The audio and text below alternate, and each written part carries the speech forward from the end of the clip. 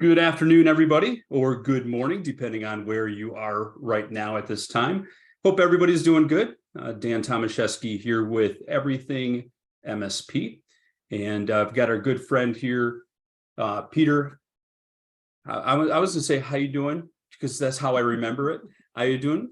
The CEO of TruGrid. Welcome to Thursday, Peter. How you doing today? Thank you, Dan. I'm very happy to be here. Appreciate you being here. We got a great event coming up here. We're going to be talking about simplifying compliance with SecureRDP. And as we've indicated today, what we're going to talk about is for organizations subject to regulatory compliance requirements, such as HIPAA, PCI, SOX. Today, we're going to talk about and explore how TruGrid SecureRDP can help meet those requirements. This will include some discussions about mandatory MFA, leveraging existing Azure MFA, zero firewall exposure, and secure by default implementation. So we have a lot to cover today, a lot of great information. We're living in a wild and crazy world where security is just at the top of everybody's mind. I've mentioned quite a few times, I go to industry events and, it's been years now, but it used to be like each event had some kind of a theme. And now it just seems like every event, security is the theme because it's all about security. And so Peter, you want to give a little bit of introduction about yourself, and then we'll kick things off. Sure. I'm Peter Eden, CEO and co-founder of TruGrid, and we're proud to partner with Everything MSP. We've been in business, TruGrid has been in business since 2018, and we're exposed to a lot of service providers. In fact, MSPs are our go-to-market strategy when we started. We did about 14 road conferences when we started. Within 18 months, we were just traveling, trying to meet MSPs and know them for sure. So our claim to fame is helping simplify and secure remote desktop, remote access. And we experienced our biggest growth, a 300% growth in 6 weeks during the pandemic, for reasons that you all know, because everybody had to be sent home and people needed to work from home. So all the people we met in the first 18 months of going out live, they came to us because they kind of remembered us, and we haven't looked back ever since. So we're proud to be a partner and sponsor of Everything MSP, and I have two of our team on the call as well, Brandon and then Jennifer, and then I'll be introducing you to them shortly. Excellent. And I think the pandemic has changed the landscape in so many ways. Not only from a work from anywhere type scenario, but also just the security that is tied to that, because pretty much we moved to a direction where almost anything goes. And when anything goes like that, when you're able to just work from anywhere, you need to have the proper security mechanisms in place. So I appreciate you being here. So let's kick things off. Go ahead and we'll have you throw the slides up here, and we'll get started, right? Okay. There we go. Let me know when you can see my screen. We are good. Perfect. Fantastic. So I'm going to start out by, first of all, thanking you, Taylin, and everybody who's joined, and those who haven't joined, those who can't make it. Most people register so they can watch the demo thereafter, and we thank you as well. We prepared a very short and sweet and simple agenda. I'm going to tell you a little bit about our company. Then I want to kind of delve into the most popular end user workflows. And then we'll talk about high security and compliance requirements that are often, necessity today. There was a time when it was an option to decide whether you want to be this secure, that secure. But to the extent that many organizations today are doing cybersecurity insurance, the insurance companies themselves, to some extent, are mandating requirements and things that make many companies to go and get secured even before they're ready for it. And many of the savvy MSPs that we work with, they do annual security audit for their customers ahead of the cybersecurity insurance so that they can be best prepared. Then we're going to talk about how one of our products, SecureRDP, can help you meet compliance. And then we'll be open, we can open for questions. And then as you and I talked about, I always like our presentation to be conversational. So as we go through this, if you see questions popping up from some of our listeners, feel free to ask me. And if you have any questions for yourself too, just go ahead and ask. Absolutely. Okay. Yeah. And please feel free to throw out any questions in the chat or the Q&A if you have them. We're here to help everybody out and answer any questions that you might have. So no question is too small, no question is too big. So thank you. So a little bit about TruGrid. As I said earlier, we were founded in 2018, and by background and experience, for those on the phone or on the call who know about a product called Citrix, it's known in many large organizations, mostly for building VDIs, used by a lot of healthcare, banks, government agencies to kind of secure information. If you need to put people in a closed environment, VDI-wise, Citrix pretty much has been the go-to product. So I actually have over 25 years experience on that product. Was my expertise to do it. And so the reason for building TruGrid and security product was the realization that Citrix is very good, very, very complex, and can be expensive. And through the course of my career, I ran into a lot of people in the mid-market where when they hear the word Citrix, they kind of run the other way because of the complexity. So we felt the market could use a product that could do just about the same thing that Citrix can do, but do it simpler and with more integrated security. And that's the story of why we created TruGrid. And so we're known for our security product. We're known for its simplicity and all the attendant integrated security. And because of our team members, we also known for our partnership and success with MSPs. Jennifer is a VP of sales, and Brandon is a VP of channel partnership. Brandon is a fierce advocate for our MSP partners. Even though he works for TruGrid, it's like we hired him to work for the MSP. So he's always advocating for them. He makes sure we keep our promises.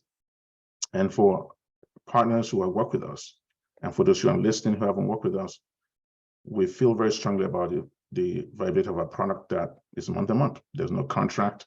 We don't adjourn you to anything. So today I'll be sharing with you, today is more about education for sure, but also to kind of tell you how we can aid in your success. That's excellent. And really, I like what you've done. And again, we'll be talking more about our primary talk, but I just do want to just note, I like what you've done. Successful businesses that help fill a need for their clients are the ones that continue to see solid growth. And you've helped so many small and medium-sized companies and even larger by providing them with a secure fashion of SecureRDP. And and that just carries over to us as MSPs, because we need to align ourselves with best-in-class products that helps us be successful, helps our clients be secure, productive, efficient, profitable, and it's with tools like this that help us get there. Thank you very much. And to kind of speak to that trend, during the pandemic, in the 6-week period, we onboarded tens of thousands of end users across multiple MSPs, and that was only possible because of the simplicity of the product. And so thanks a lot. So to kind of set the stage for today's conversation, I figure it's kind of important to understand all the possible workflows that people can use. I think we all know that there are three primary methods today that all of us, all end users, access information, do our work. Is it a laptop or PCs, mobile devices, as in tablets, or some VDIs that you remote into? I think those are the three main systems. Now, how you connect to them varies. VPN over there, Office 365 over there, SharePoint, OneDrive. Those don't require VPN. And you have proxy or gateway-based systems for VDI and AVD, Azure Virtual Desktop, or Citrix NetScaler. But from an endpoint standpoint, is basically PCs and laptops and tablets, and you're connecting to something. That's all you can do locally. So to that extent, we figure, let's establish the direction that the industry is going. So I went ahead and did some research. This one is from Statista, which is a well-known statistical website that we have a subscription to.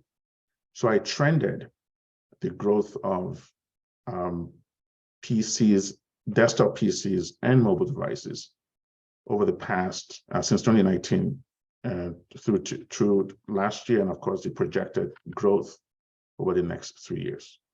And this is what we found, that the orange line is the mobile PCs, which, you all know what happened in 2020, right? So from 48.7 million units sold in 2019, it nearly doubled in 2020 for reasons that we know, pandemic, and it continues to go up through 2021.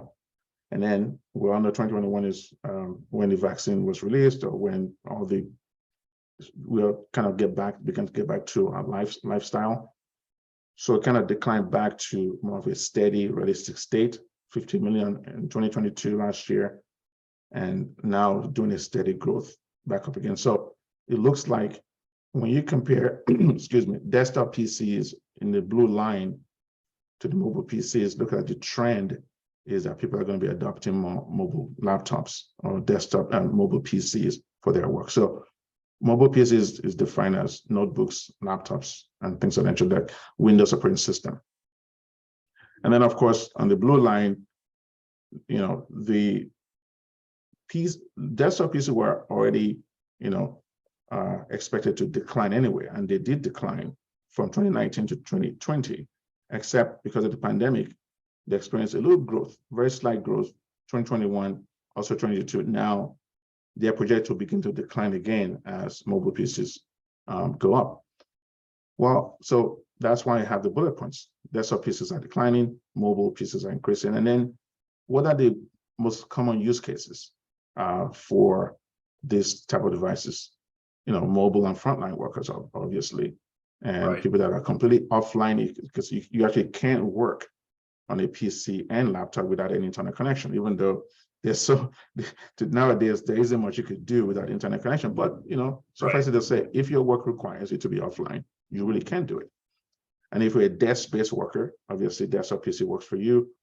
High-end graphics and multimedia. Now, this is not an exhaustive list, meaning that I didn't put high security in here, but you can do high security with laptops, mobile PCs, and desktop PCs. You can. It's just there's a high cost to it. So that's why I showed this as popular workflows.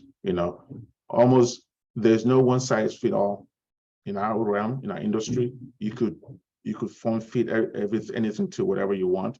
But I kind of felt I should showcase the common uses of desktop and mobile PCs to set the stage for our conversation today. Dan? You mentioned the offline workers, and it's so hard these days to try to work offline, but it's also we're in a world now where the ability to work from anywhere, and we talk about being in the air. Even for years we've had the ability to get Wi-Fi connectivity on an airplane. Now there's a carrier that just recently announced that they're going to start offering it for free. And so really, no matter where you go, you have some type of connectivity. Yes. So it's continuing to push and allow people to have the convenience to do work as they wish. And we have this whole time shifting as well. So if you look back to the days before DVRs, just an analogy, you were always, okay, you had to watch your particular show on a certain night at a certain time. DVRs came out and it didn't matter. Then we start moving to having all on demand. And so we've become very accustomed to having that flexibility and convenience with so much in our lives. And it's just carried over much to the pandemic, but it's carried over to our work lives. And, I have so many clients that, their work schedules aren't traditional 8 to 5. They're working whenever, however, wherever. And that trend is not going away. It's not going away at all. It's not. In fact, talking about offline workers, if we will talk to, so yes, if you're in a manufacturing plant and you have control systems that have to be managed from a PC, yes, you don't need internet connection for those things. So those are the few exceptions. There may be other industries, but typically manufacturing is where you find people that can actually work offline completely. Almost every other job requires some form of internet connectivity. So thank you very much for that. So now continuing the conversation about the popular end user workflows. So beyond using mobile and desktop PCs, I did look at the stats as well for tablets. And to my surprise, tablets really are not growing in enterprise. And the reason that was given in the stats that I looked at, I'll share that with you in the next slide. But the next trend that people use beyond desktop and mobile PCs is what you connect to. So obviously with desktop and mobile PC, you can connect to, with Outlook on those devices, exchange information, email, browser, Google, Edge, SharePoint, OneDrive, ERP app in the cloud, through Windows, on the back end, all those things you could do. But there's some special use cases for highly secure environment. And even some organization will say, your desktop PC or your mobile PC is just a passive device, that your active work will be done in a VDI. So that's why desktop as a service and virtual device infrastructure. And let me kind of make a clear distinction. So Gartner actually differentiates the two. So desktop as a service will be something, a cloud-based, public cloud-based virtual desktop environment that's been fully managed by the vendor. So Azure Virtual Desktop, AVD, is an example of DaaS, okay? Or Citrix has something called Citrix Cloud. Or Citrix can use their product to manage AVD for you. Amazon Workspaces, for example, that's a desktop as a service, okay? So that's, is growing as well. That's the one in the blue line. Right now, in terms of adoption, there are more VDIs in the wild than there are DaaS. But if you look at the trend line, DaaS is going faster than VDI. So VDI, by contrast, is when you have your own Hyper-V or VMware environment in your data center, in your server room, and you spin up a virtual machine, put Windows on it, or terminal server, and you're doing managing yourself. That's VDI, okay? So even using Citrix on-prem. So all those big healthcare companies, those banks that have Citrix in their data centers, they're doing VDI. They're not doing DaaS. So that's a distinction. So the market study says that, and so you have the real stats for 2020 through 2022. So where about, 2022, $6.8 billion in terms of, market concentration for DaaS itself, and VDI is about 9.5 billion. But if you look at, it's projected by 2025, they will almost be about the same. And I think DaaS will continue to grow. Well, then the question is, what are the common use cases? Both are growing. What are the common use cases? A desk-based user. So we've worked with customers who actually have company-issued laptops, but those laptops don't do much of anything.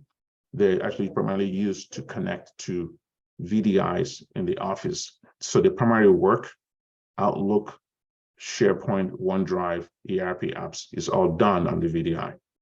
We have customers that are using the connect to AVD as well, because they don't want to avoid the complexity of AVD control plane. So they use our product to connect. So but you still have a mobile or desktop device for doing it. So desk-based users can use VDS and DAS. And what we are finding, the reason why many people are doing that is, in some cases, simplicity. They don't want to manage all the complexity of the endpoint, blocking USB, or trying to figure out all the theft. They're afraid that if the laptop is lost or stolen, that data might go with it. So if you're in healthcare and finance, for example, you are likely going to give your end users company-owned devices, but you're having them connect to VDI. And of course, offshore and temporary workers. So these are the common use cases for that. Now, you notice I didn't put in here high-end graphics and multimedia. That's because it's not a common use case. It can be done. We know customers doing Zoom and Teams through VDI and DAS, but it's just not a common use case for it. So I want to kind of set the stage for that. So the next one is your recap of the end user workflows. So user mobile PCs, notebooks, and laptops continues to grow, and it's actually the most versatile way to work today. And nobody can deny that having your laptop is the most versatile way to work. The other problem is it's very difficult to secure, because if you, from a security perspective, you have to worry about making sure USB is probably blocked, or if I inside a USB, it's encrypted, and I can't take information out. You worry about loss of the device or the theft of it. And if you don't have BitLocker encrypted on the drive and information is stolen, and then there's your OneDrive data on there, compromise. So it's very versatile, but it has those limitations.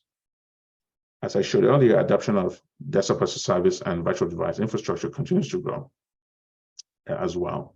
And those are best for high security environments, but they're not suitable in all cases for high-end graphics and multimedia. And study shows as well that use of tablets is not growing as fast as people predicted. There was a time, I remember, when iPhone and iPad was ascendant. Obviously, we all know what happened when iPhone was first released. Many organizations said, no way. That was when there's a company out of Canada, that mobile device that was used for email. I'm drawing a blank now, but well known for email systems. So many people felt that BlackBerry. Yeah. So many people felt that iPhone is, but when the CEO decided to buy iPhones for their family, for themselves, they told IT, no, I want to be able to use my iPhone, obviously. So IT yielded. And of course, Microsoft and Apple worked together, ActiveSync.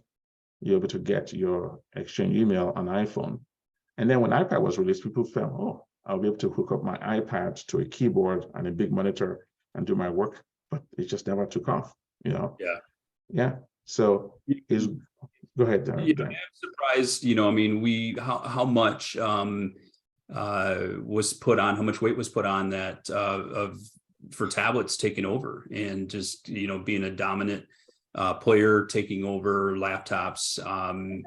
And I think there are specific uses for it, but it's not a end all be all type of a replacement. And I just think that the comfort level, the ability to use certain business applications, it's just not the same. And I think it's a great tool for note taking, the ability to see, your calendar, to see, data, but to truly use it as a business productivity tool, or a workstation laptop replacement, it's just not quite there.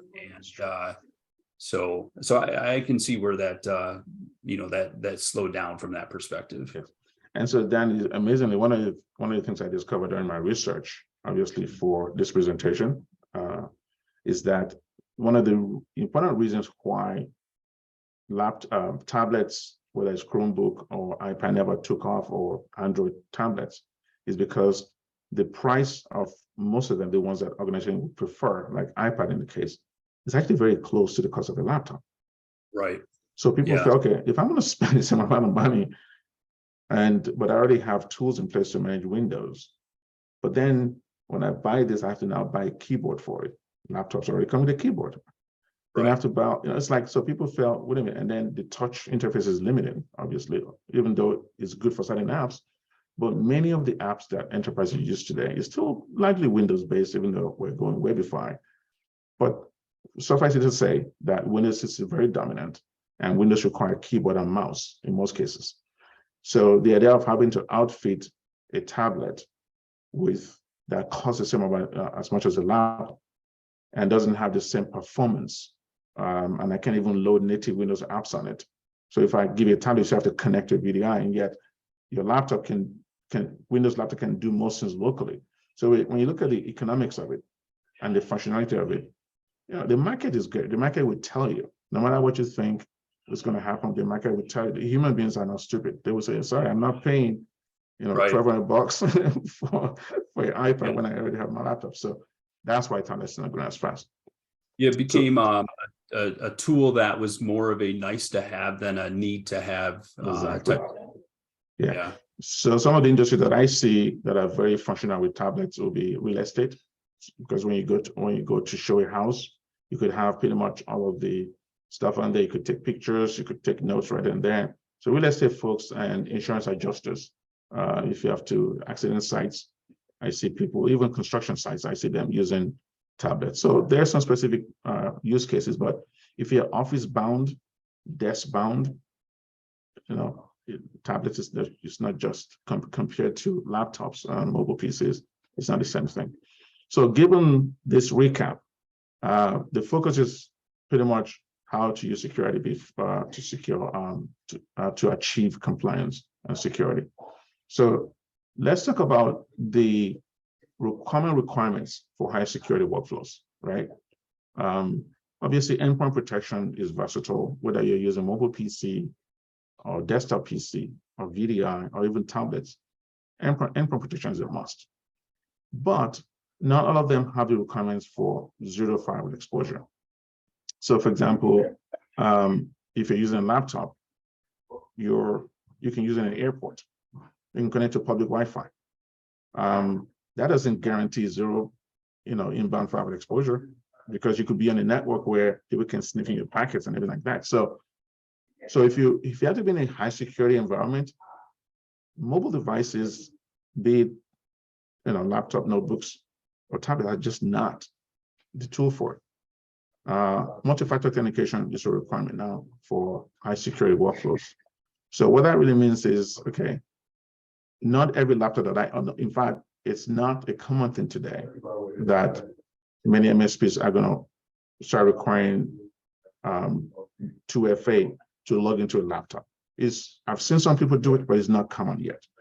So what that means is, that if that laptop is storing, it's not easy to crack somebody's login and password, but if the disk is encrypted, there are common tools today. I can mount that disk. Okay, I can mount a disk on a different machine and crack the password, local password. That means if there's no 2FA and the laptop is not encrypted, I can crack it and get access to the data. So those are the kind of, or even just take the drive out. So obviously, so multi-factor authentication is a requirement of high security workflows. Access controls and segmentation. So access control is, requiring login and password, but segmentation is difficult when you have mobile devices that can just connect to public Wi-Fi or any Wi-Fi. Monitoring and logging is possible on those devices as well, and data redirection. So for example, we just mentioned it. If you have a laptop that's not encrypted, data is at risk. In a VDI environment, you can actually block those redirection. And I think another very important requirement of highly secure workflow is disaster recoverability.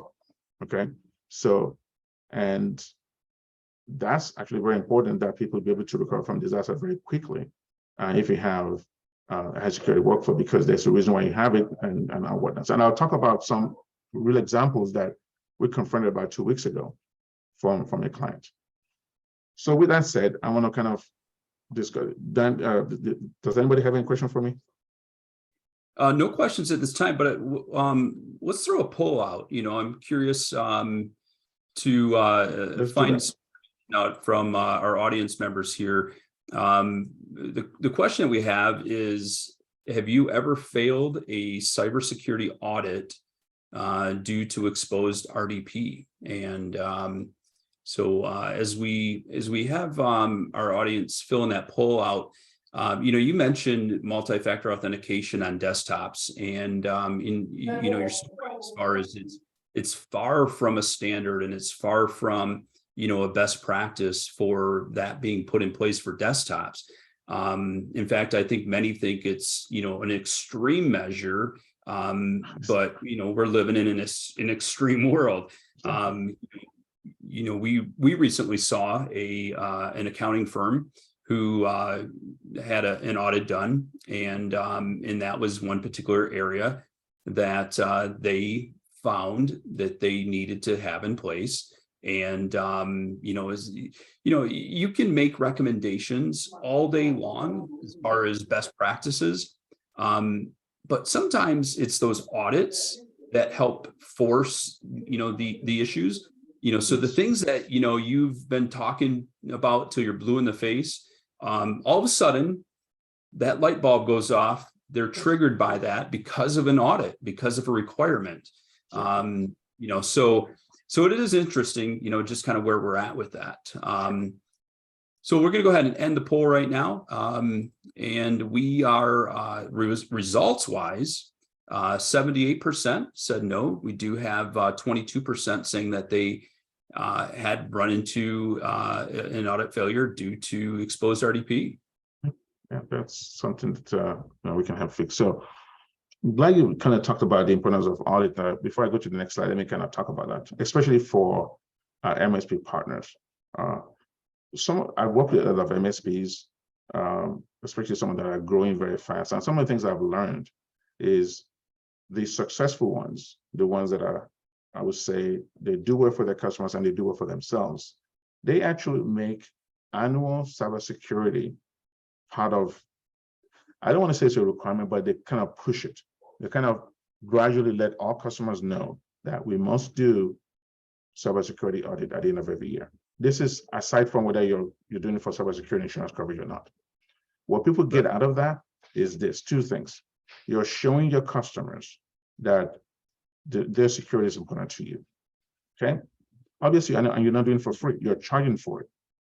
But then it's going to help you discover gaps between what they have today and where they need to go. So what you then come up with is a list of things to do to make them secure, to make compliance. And this is across any industry. Doesn't matter whether it's a shop floor manufacturer, welder.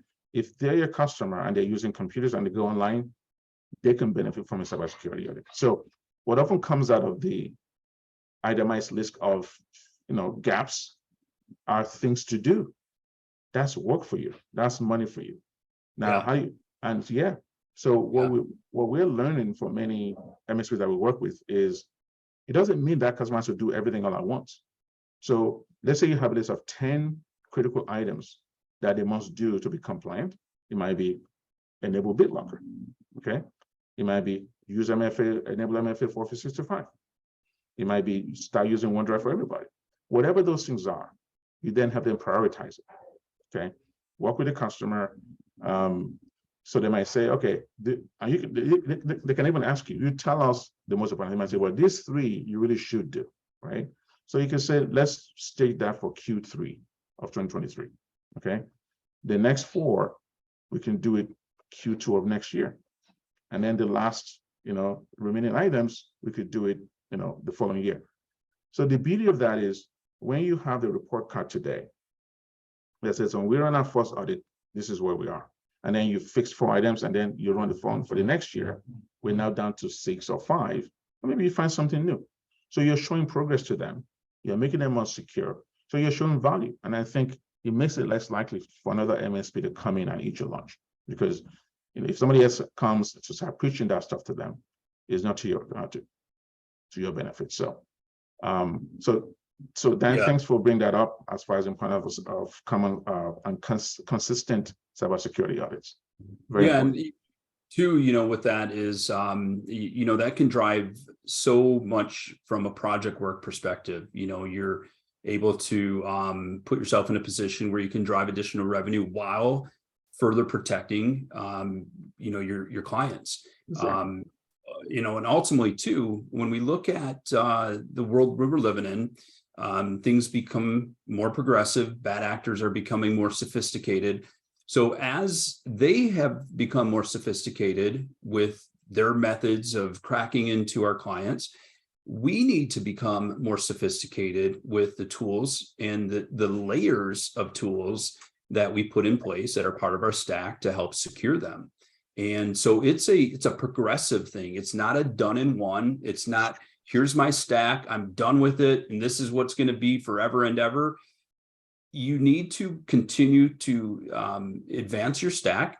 And, Peter, like you were saying, is, so if you are maybe a little bit behind the 8 ball and you go and do an audit and you say, Mr. Customer, we got to do all these things, it might become overwhelming for that client. So you do need to break it down into bite-sized pieces.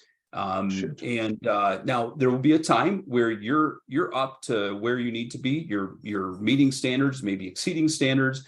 But then as you continue to go on from that point forward, you can slowly then start adding additional things that make sense. And so it's a lot easier to go to a client and say, hey, we need to do 1 or 2 things here versus saying we need to do 10 or 12 things.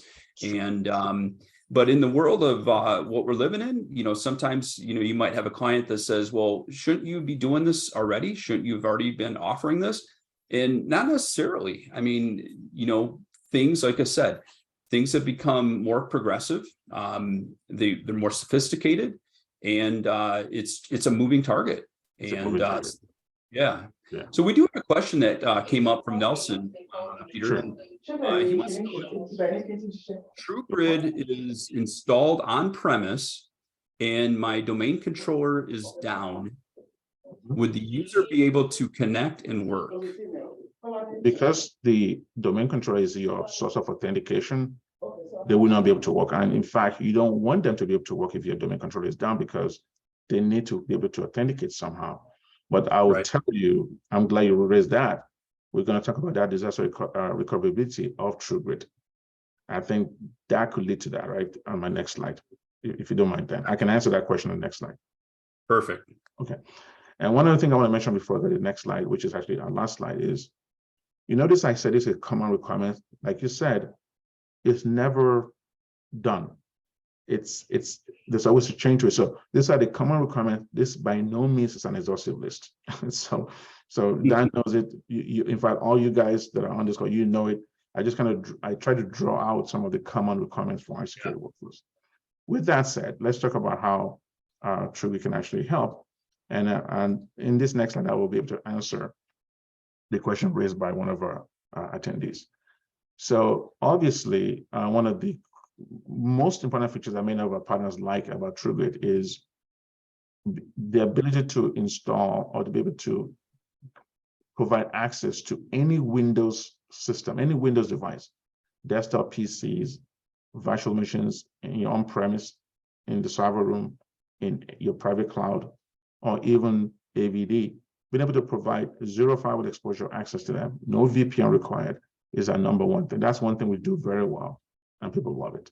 So we can actually help you. So for the 2 people that say that they failed cybersecurity insurance audits or during the examination, they failed the insurance requirement because of exposure RDP, this is how we can fix it. What surprised me then regarding that particular item is in the terminal server environment, Microsoft has something called RDS farm, right? So the RDS farm, you launch your RD broker, RD gateway, and RD web. Now, it's always been okay to be able to have RD web with SSL certs and 2FA. It's always been known as a secure way. We've had a handful of MSP come to us that have failed cybersecurity insurance audit when using that combination, even though there's a 2FA there. What we found out is some insurance companies are very strict. They will say, as long as any firewall exposure leads to, on your firewall, leads to an RDP, we're not going to insure you. And so they come to us, they implement TruGrid, they pass the audit. because with TruGrid, it can actually close all those inbound firewall ports and still provide access to those terminal servers. And they can do without the complexity of RDS broker. They don't need the gateway anymore. They don't need the broker. They don't need the web because we now provide that in the cloud. So, and again, MFA is included. So in most cases, if you have to go set up on-premise VDI, you have to go source the MFA separately. TruGrid already includes that, okay? And one of the things that TruGrid does very, very well is security by default. Microsoft says that over 80% of all ransomware attacks are a result of misconfiguration, okay? So yes, misconfiguration. And the reason for that is very simple. For most software, when we IT folks, when we install them in enterprise, then we have to go configure and secure them. Many systems are not secure by default, right? So with TruGrid, when you implement TruGrid, all redirections are blocked by default. So in other words, in fact, MFA is enabled by default for all users. So you as a service provider, you don't have to install TruGrid and then have to go enable MFA and then go and block out. No, it's MFA is enabled for every user. You actually have to do more work to make it less secure. You have to do more work to, yes, that's the idea behind it. Exactly. So the redirections are blocked, so no printing, no copy and paste, no file transfer. Now, if you do want it, you can use the interface to allow it. We also introduced geo-blocking by country. Go ahead, Dan, you were going to say something. Yeah, no, I mean, I think, the thing is, if, with anything, if you put the capability in there, someone is going to use it and potentially put them in danger. And, so best off locking things down just to protect them. Exactly. Now, if they want to relax it, they can go relax it. But at least it won't be because I forgot. Like, in other words, you can't say, oh, they're using TruGrid without MFA because I forgot to enable it. No, it's enabled for you. Oh, right. They're able to copy and paste. I didn't know that. No, they cannot. With TruGrid, you have to go relax it. So geo-blocking is also something we now provide as a feature that people can. We once had an MSP partner that had a customer that went to Mexico from in the US, and they went to Mexico, and they couldn't connect to TruGrid. So it came support line and said, oh, I don't know, I should have to log in anyway. I said, well, have you looked into geo-blocking? Oh, because they asked us to restrict access only to the United States. So you had to go in and allow Mexico, and the guy could connect. Talking about instant disaster recovery. To answer the gentleman's question, we actually had an incident about maybe more like 8 days ago or so, around 9 p.m. Central Time. We had a partner out of Ohio that has a client using TruGrid, and is a manufacturing entity, and they had a fire outbreak that actually destroyed everything. They actually lost the entire building and everything else, and all the computers were lost. Thankfully, yes, which is disaster. And so thankfully, the service provider, happily, I was very happy to hear that they were doing offsite backup for their domain controller, Active Directory, and their terminal server that has ERP stuff and everything. So they were actually backing up offline. So the service provider actually had restored the offsite backup, domain controller, and some terminal servers in their chosen offsite cloud. I don't, from the ticket notes, I didn't know exactly where the cloud is at the time. But the reason why they came to us was asking, how should they configure TruGrid now for the customer to be able to access the information in the cloud? So the engineer that was working with them said that you don't have to do anything, that TruGrid is automatically recovered. I mean, whenever you restore any system that has TruGrid on it, it's ready to go. So the MSP was confused, so I say, just log into your dashboard. So MSP logs into I know. That is a great story. I mean, because, when you think about the disaster, right? I mean, as much as we want to plan and prepare for those type of situations, there's just so many unknowns. you do need to be able to get, your client back up and running as quick as possible. And you are jumping through a lot of hoops in a very quick fashion. And taking that out of the mix, the ability for them to, not having to make any configuration changes, that's impressive. It's very impressive. The crazy thing then about disaster recovery is it is a one time, you're not going to remember a lot of things. Right. Okay. What port do I need to open again? Where is that documentation? It's just not, it's just not going to remember it. So plus, the crazy thing is you may have actually stored your recovery notes on the server you have to recover. So right. Exactly. I know. Exactly. Yeah. That would be bad. Yeah. That would be bad. So this service provider, when they log into the TruGrid dashboard and they pull the customer out, they were sure to see everything online. All the terminal servers they are restored were showing online. They couldn't believe it.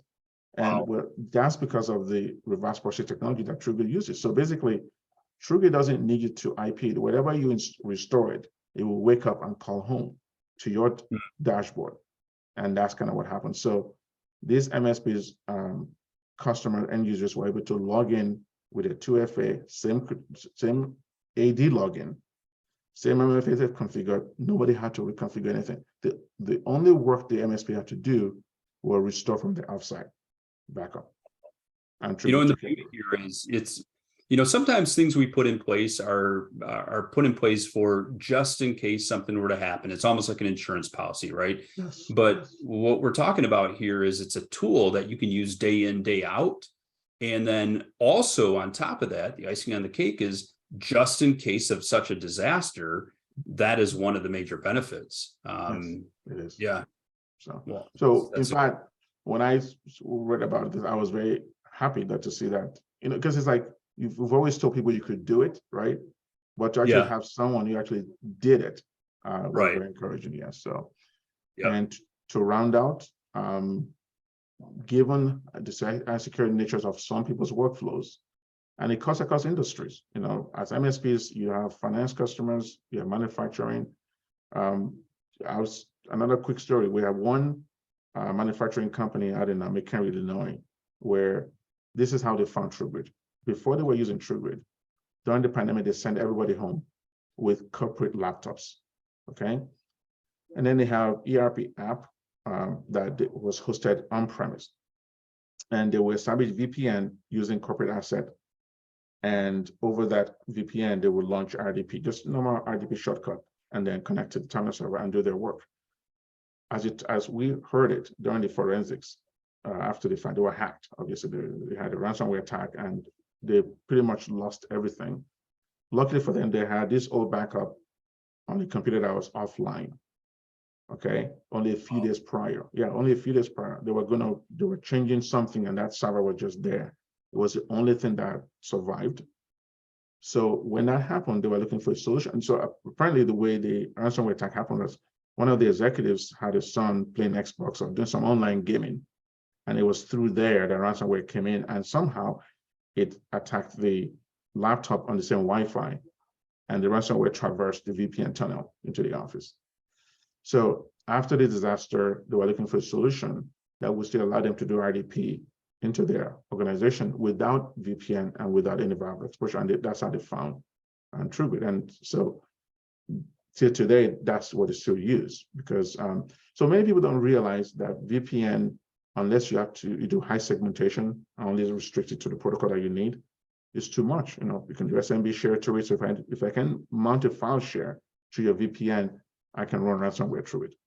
So, so finally, the last thing I want to say about the value of SecureRDP product is the secure by default installation nature of it. So once you install it, all the little touch points that are important for you to secure the experience, MFA included and enabled by default.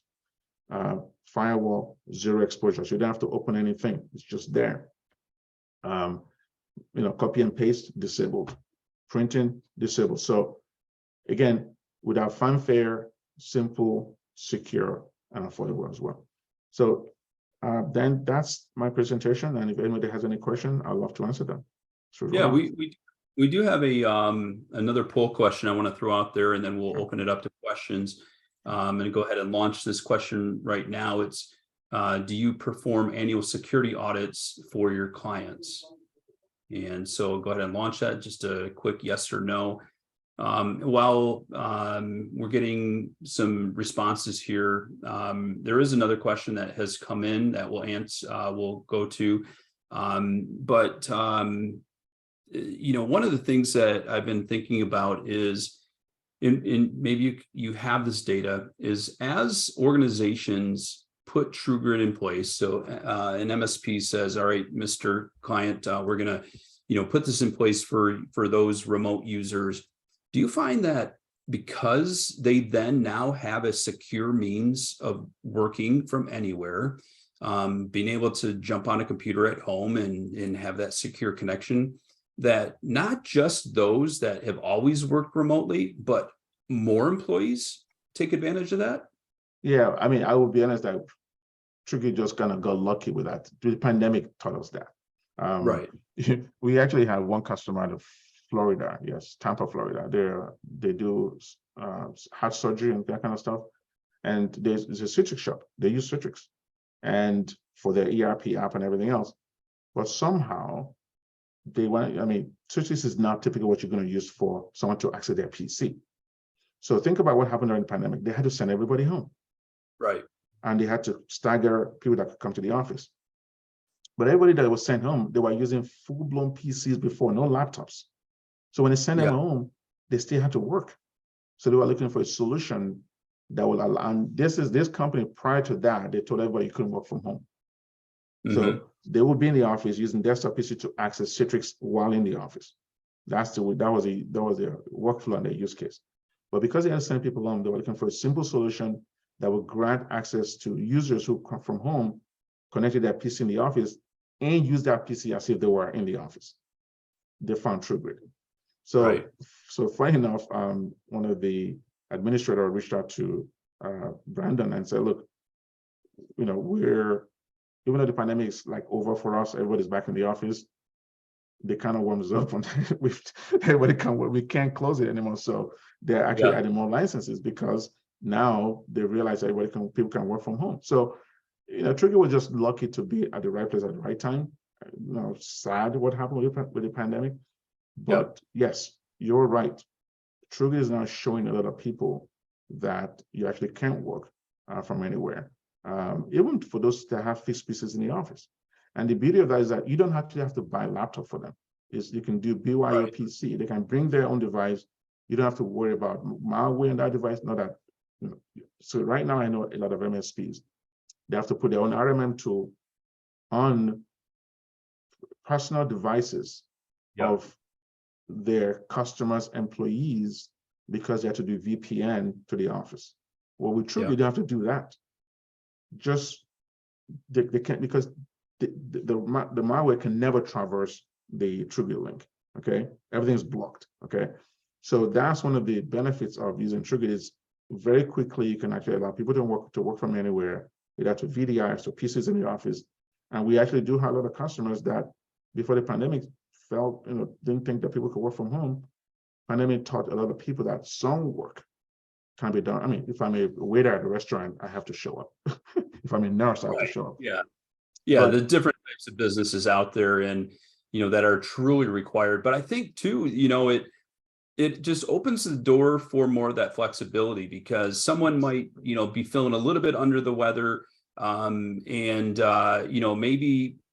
they're like, I probably could go into work, but with as much of the cooties, as I'll say, the cooties out there going around, they can stay home and work, or a scenario where the winter storms, you're Chicago, I'm here in Grand Rapids, Michigan, and we're expecting 6 inches of snow tomorrow.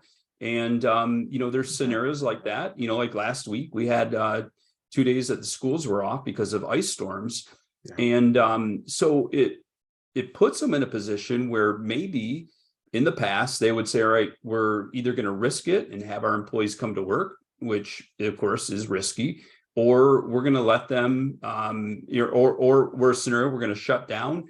And then you have zero productivity for that day. Nobody's getting anything done. And, yeah, while it's a day off, it's a day off, and that's a full day of things that aren't being done. So now if you have it in place, and you have it in place for all of your employees, then it puts you in a position where if something were to occur, you can say, we're going to shut down for the day. You can work from home. You'll be able to do it securely. And because we have a solution like TruGrid in place, and it gives them that flexibility. Yeah. So we have the CIO of one of our customers in, I think it's Tennessee, somewhere in Tennessee. So it's an insurance company. And prior to the pandemic, everybody had a full-blown PCs in the office with Cisco IP phone. Mm-hmm. So during the pandemic, they found TruGrid. So they sent everybody home. And people took home their microphone and headset. So via TruGrid, via the audio redirection, people will connect to their desktop, their PCs in the office from home using their own personal devices, and they're able to use their Cisco IP phone. Okay. That's amazing. Yeah. But the intriguing part is when everybody came back to the office, I was talking to the CIO one day, say, I was thinking we weren't going to need TruGrid after the pandemic's over, but I think I'm going to keep it. And the reasons he gave is very simple.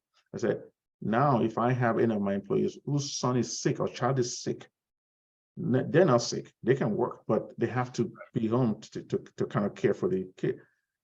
And if they're willing to work, I want them to be able to work. And for that reason, I'm going to keep TruGrid. Because you don't lose productivity of an employee just because they can work remotely. And that's, so I think it speaks down to the other topics we covered in the past, the hybrid work. Okay. We're now in the world of hybrid work. So if your profession allows you to work from anywhere, many organizations are allowing the flexibility for that to happen.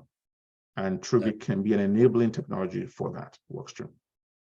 So our poll question results question was, do you perform annual security audits for your clients? 63% were answered yes, 38% said no.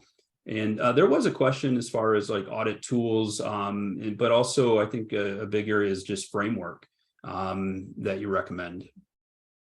You mean like to audit an environment? Yeah, so there are many companies out there, like many of I happen to know that ConnectWise acquired a company that could help you with security audits. I think there are a company called HIPAA Secure Now, and there's something called Breach Secure Now. They can help you. These are not products that I've used them in a past life, but so I'm not endorsing anybody. I'm just answering questions here. But obviously, yes, I'm glad you raised it. So for those of you who are doing, you probably already know this. You cannot certify or audit your own work. You have to use an outside agent, right? It's not considered ethical. So for those of you who are not doing it yet, I encourage you that you're probably gonna make your customers happy and you make more money in the process if you start implementing annual cybersecurity audit. So there are quite a number of tools out there, and I think for those of you who don't know this, Dan has a Facebook page that you can go post those questions. So because I'm not gonna be an expert in that part, but at least your Facebook page, you can ask, they answer a lot of questions there for partners. So yeah, I'll throw out another tool is rapid fire tools. Is a great tool that's out there. We've used it for I want to say a good 12 to 15 years, and it's just a great tool to be able to go out there and do an audit.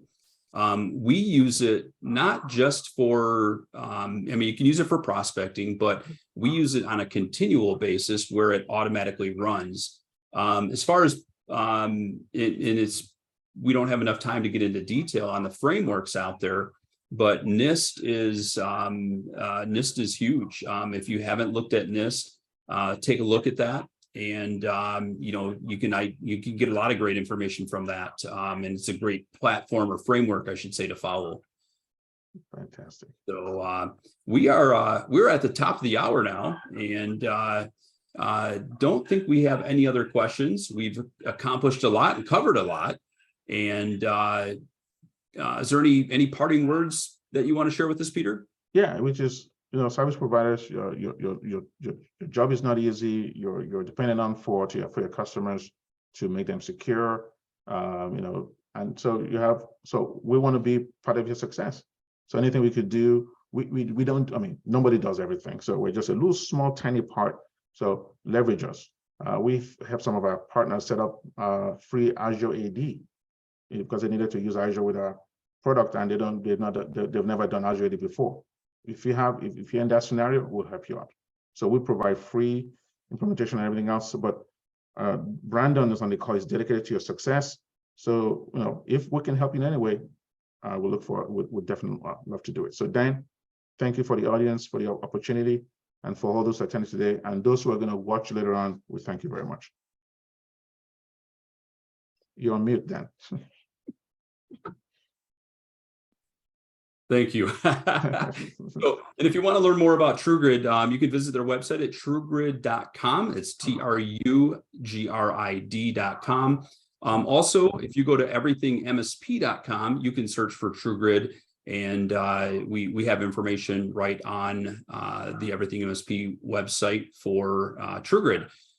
So, Peter, audience members, thank you so much for being here today. We know your time is valuable. We hope that we were able to educate you and provide you some additional firepower to help maximize your success with your clients. With that being said, everybody, thank you very much and have a great rest of your day. Take care. Thank you. Bye now.